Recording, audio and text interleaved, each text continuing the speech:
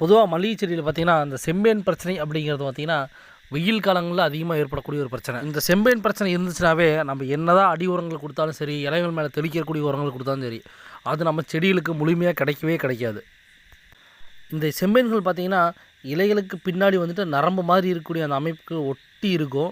நம்ம கண்ணுக்கு தெரியவே தெரியாது, திருப்பி பார்த்தாலும் கூட தெரியவே தெரியாது, அவ்வளோ சின்னதாக இருக்கும். இது என்ன பண்ணணும்னா அப்படியே நம்ம இந்த ஒட்டுண்ணி மாதிரி இருந்துக்கிட்டு நம்ம செடி கொடுக்கக்கூடிய அனைத்து சத்துக்களையும் இது உறிஞ்சிடும். அதன் பின்னாடி இலை ரொம்ப நாள் கழித்து அப்படியே பழுத்து உதிர்ந்து போயிடும். எந்த பூக்களும் வராது, வர்ற பூக்களும் பார்த்திங்கன்னா ரொம்ப சின்ன சின்னதாக போயிடும், அல்லது வந்துட்டு கருகின மாதிரி ஆகி போயிடும். நம்ம கொடுக்குற மருந்துகளுமே எதுவுமே வேலை செய்யாது. இது அனைத்தும் செய்கிறது எதுன்னு பார்த்திங்கன்னா இந்த செம்பேன் தான்.